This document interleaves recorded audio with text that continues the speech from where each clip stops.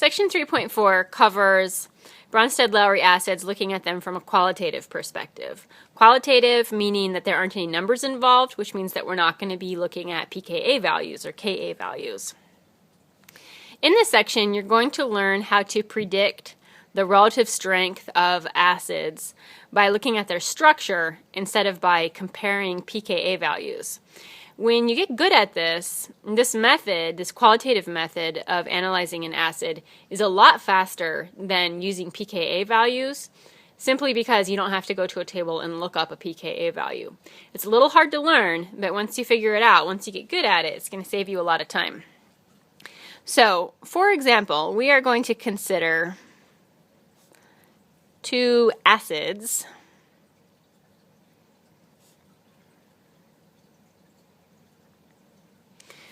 Which one of these is more acidic? HBr, hydrobromic acid, or this molecule, cyclohexane? Now, you know from experience already, from general chemistry, that HBr is the stronger acid of the two. It's hydrobromic acid. It's one of the 6 strong acids.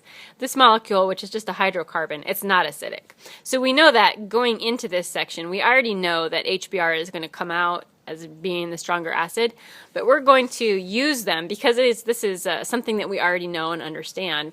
We're going to use them as an example to help us understand how we would take this qualitative approach to determining acidic strength. So, to determine which one of the two is stronger, what we're going to do is compare not these two acids, but we're going to compare the stability of their conjugate bases.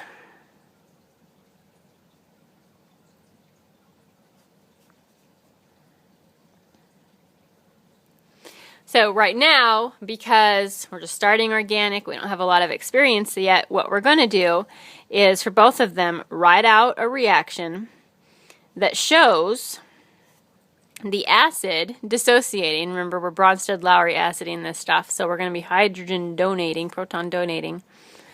We're going to write out a reaction that shows the different molecules acting as an acid. So here's HBr acting as an acid, donating a proton. This isn't really the best example. You learned in Gen Chem you should write water in there, and this should be H3O+, but I know that you all can understand this abbreviation. And then cyclohexane, I'm going to write this guy with equilibrium arrows because it is not a strong acid. If it were acting as an acid, it would do something like this. Now again, these reactions are not completely accurate in terms of an acid-base reaction because it is missing water or missing some sort of conjugate base. But it doesn't really matter because the purpose of writing this out is not to write out the equation necessarily, but to identify the conjugate bases. So for HBr, the conjugate base is the bromide ion. And for cyclohexane, the conjugate base is this guy right here.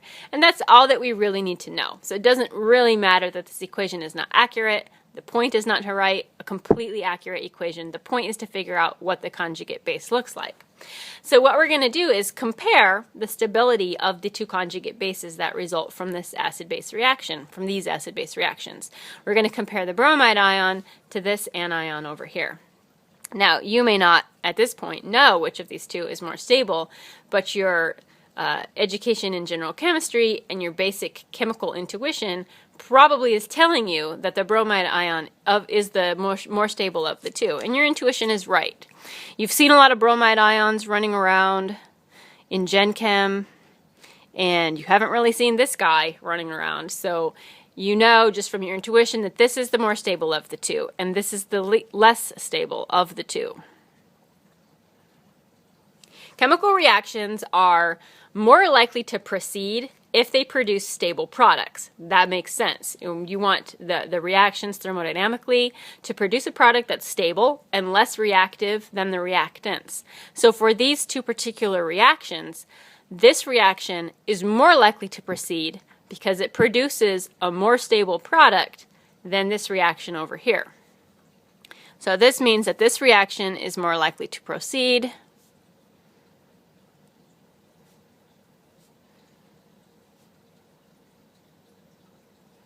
This reaction is less likely to proceed because its product is not stable. The product is unstable. And as a result, that means that HBr is more acidic and cyclohexane is less acidic. HBr is more than happy to donate its proton and form this stable bromide ion. Cyclohexane is less likely, not very happy, to donate a proton and form this unstable ion. So of these two, comparing these two, HBr is the stronger acid. In general, as a rule, the stronger acid is going to produce the more stable or most stable conjugate base.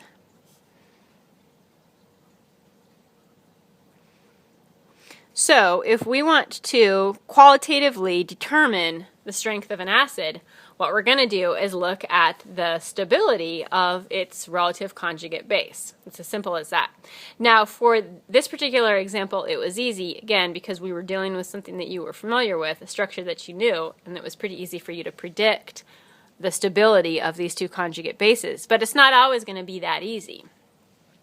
We do have a trick to help you, like a mnemonic device, to help you compare the stability of conjugate bases when they are compounds that you're not familiar with, things that you haven't already encountered before.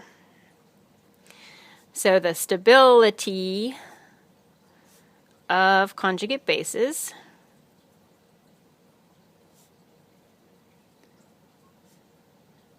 is determined by 4 factors.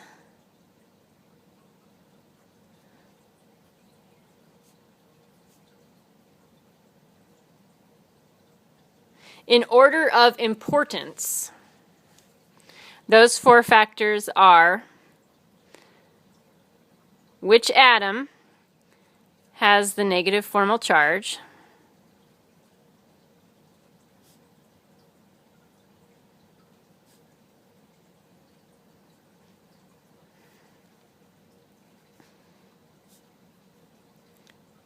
are there resonance structures? And if so, how many are there? How good are they?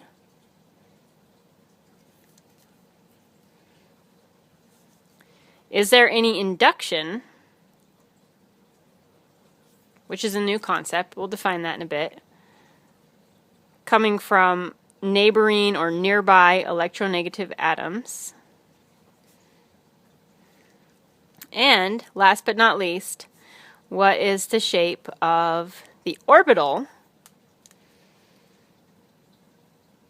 on the atom that bears the negative formal charge?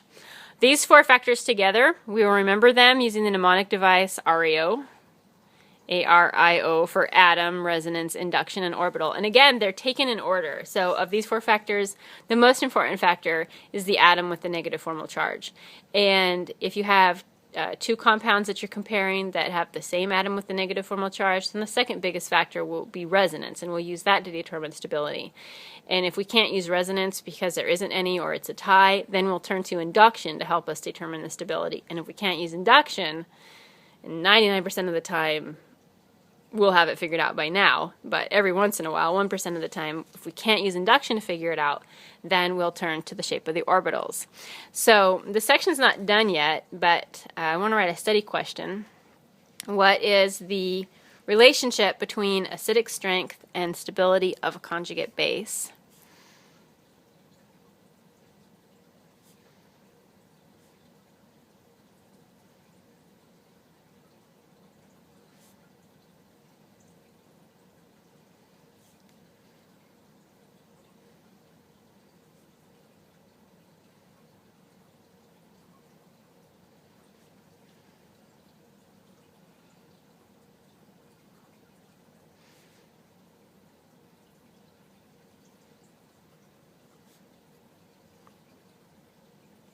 And this section is going to continue in a second video where we'll look at each of these 4 factors individually and we'll apply them with different examples and see how they work.